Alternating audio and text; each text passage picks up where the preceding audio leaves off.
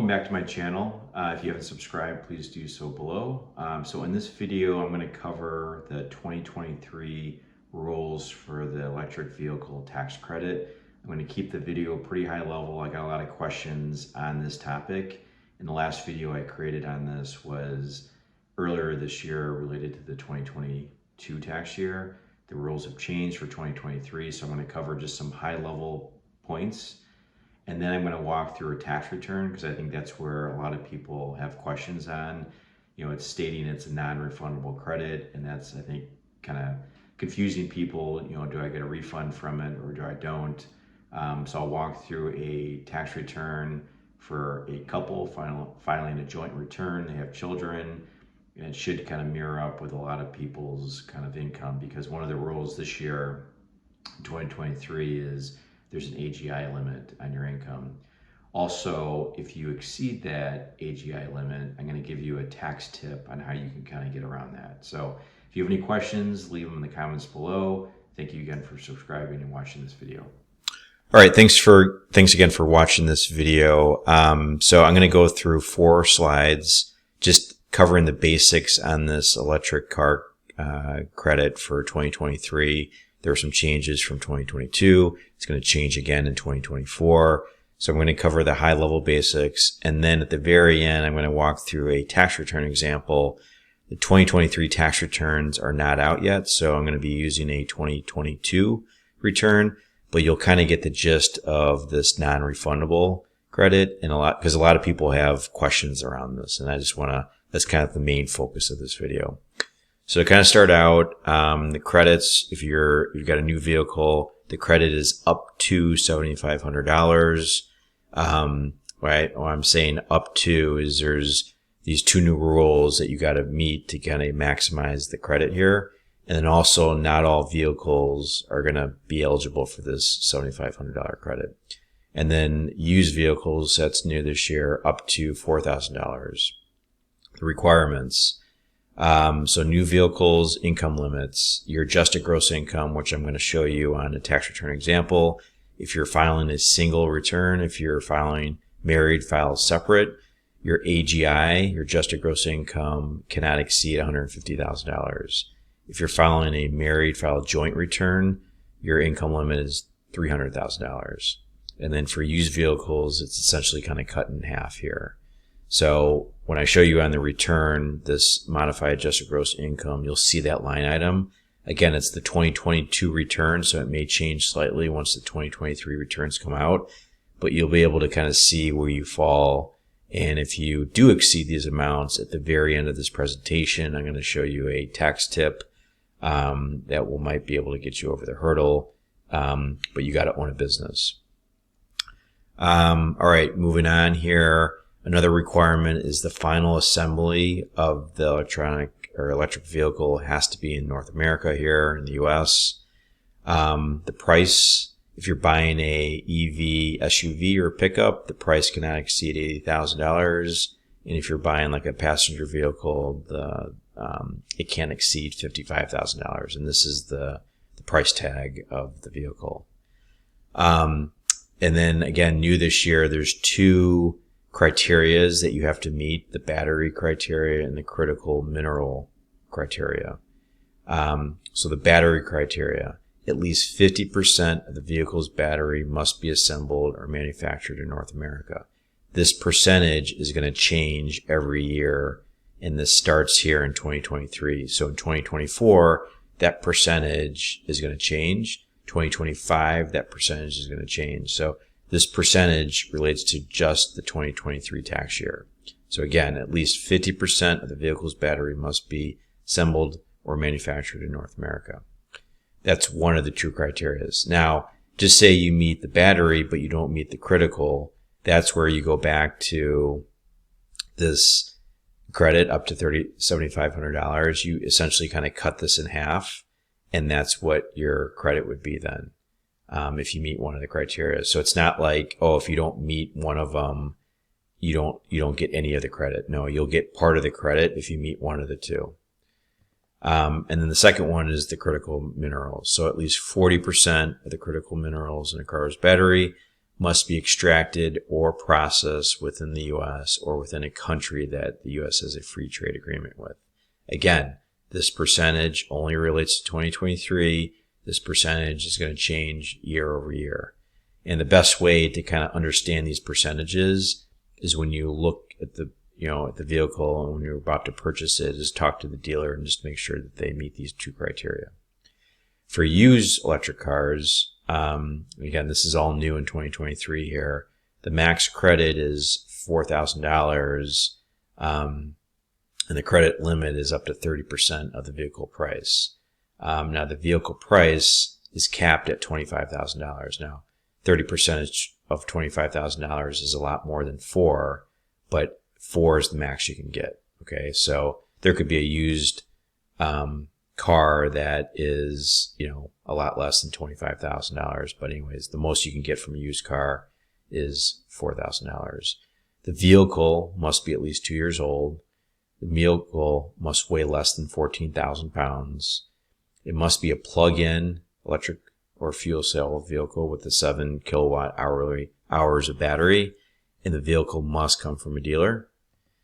And then here's some information that you're going to need for the tax return. So the seller's tax identification number, date of the sale, sale price, VIN number, vehicle battery capacity. Because all this information you're going to input in your tax return, okay? Because the IRS wants to know more about this vehicle in order for you to kind of get the credit. So here's the tax planning tip. So just say your AGI, you're married, you're filing a joint return, your AGI is above $300,000. And you own a business. What you can do is have your business buy the vehicle, okay? And then you as the owner, right? Because, you exceeded the $300,000, but you as the owner can still use the vehicle for personal use, but it cannot exceed 49%, right, of the total usage, because the whole idea here is the business is buying the vehicle. And what I'm getting here is the business is going to claim the credit, because you can't claim it on your personal return because your AGI is over the $300,000 limit. So your business will get the credit, but for all that to happen is you can't be using this vehicle, 90% of the time, and your business is using it for 10% of the time. So your business has got to use it for the majority of the time. There's no phase outs, and it can work with a Schedule C, S Corp, C Corp, or LLC. So that's the tax planning tip there. Now I'm going to walk you through a tax return. I'm going to go through a couple scenarios. Thank you. All right, so here's the last part of the video. I'm going to walk through a tax return. I'm going to give a couple examples. Hopefully this will answer viewers' questions. If you want to see another video or another scenario, I'm happy to kind of make another one for you. And I'll probably do another EV video at some point here, but there's just been a lot of questions coming in here. So here we go. We got a married filed joint. They have children, and they make about $245,000 a year. And as you know, earlier in the presentation here, the adjusted gross income, right?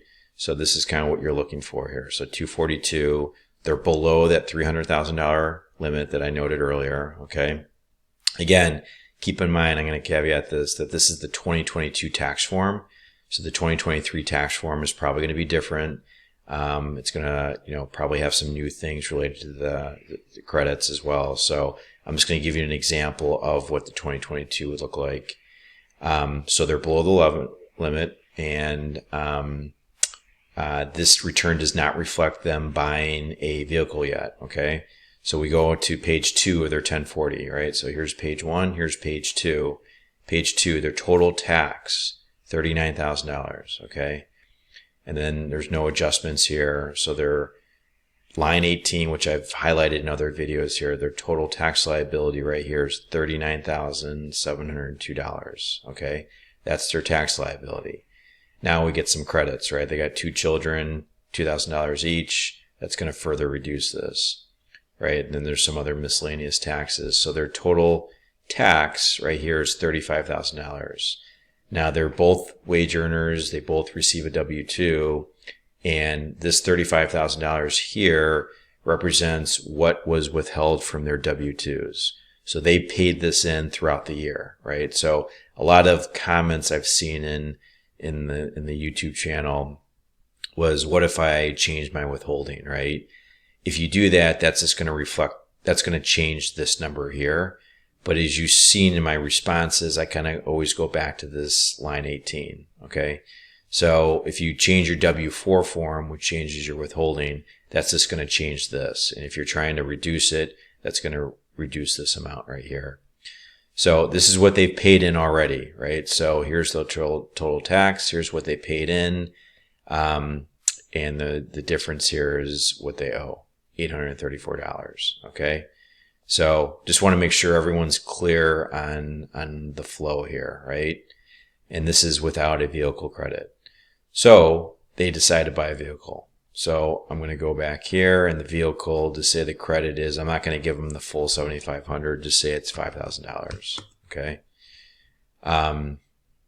Go back to page 1 and 2 and let's see here. Do a recalculation. So it's recalculating. So again, we're going to go back to page 1 here, right? Nothing's changed. 245. Their AGI is 242, right? So now we go back to page 2. So here's their total tax, right? Now we start the tax credits. Here's that vehicle credit right here, $5,000, okay? So you got $39,000, right? You got $39,000 on line 18, right? This is kind of like what they preliminary owe. Here's they get the credit, right? $5,000. So $39,000 less the child credit, less this new vehicle credit, right? Get you total credits of $9,000. Now we're down to $30,000. Total tax is $30,000. They paid in this $35,000, right? They paid in the $35,000. Now, if you remember before, this was $35,834, but they got that credit, so it reduces it. This is what they paid in before. Now they have an overpayment, which is also known as a refund. Okay.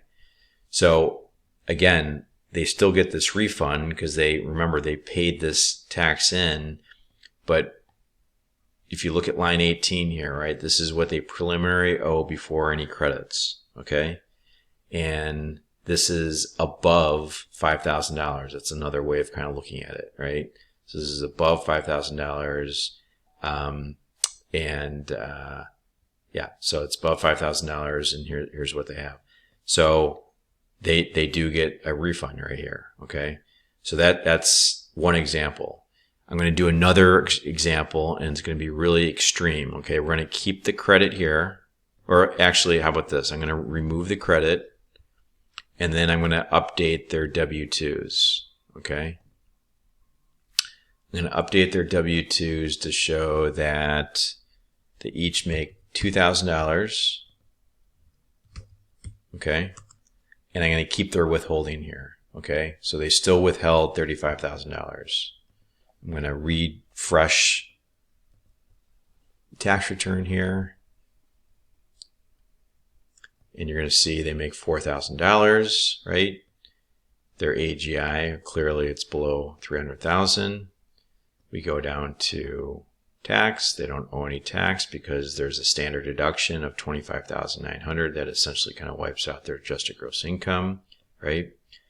There's some minor tax here of $132. You remember, right? They paid in this $35,000 already, right? So they paid it in. Okay, so they've already paid the IRS this, but you can see that they don't owe anything, right? Total tax is $0. The refund now is $36,881 because there's some earned income credit and some other credits here. But the majority of this is from what they've paid in, okay? So they're going to get a refund, okay? Now, look at line 18. It's 0 here, okay? So now they're going to go out and buy this EV credit, right? Or this electric vehicle. We're going to say it's $5,000 is the credit.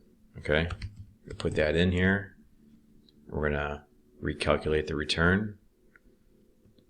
And remember, their refund was $36,000, right? Now we're going to go down here, right? 4,000. AGI is 1,800. They had standard deduction. That kind of wipes it out. Go to page 2.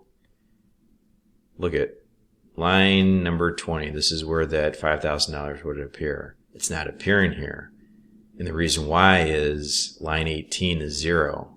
It's below $5,000, right? So you can't get a credit. You can't get a credit which will essentially kind of give you a refund on something that you don't owe any tax on, right? There's no tax here that's due. You go down here, you're still at $36,000. So you can see here they bought the EV vehicle, but there's no tax, right? They don't owe any tax. So that credit that they just got is, you know, the vehicle that they bought, great, they bought a vehicle, that $5,000 credit they're eligible for.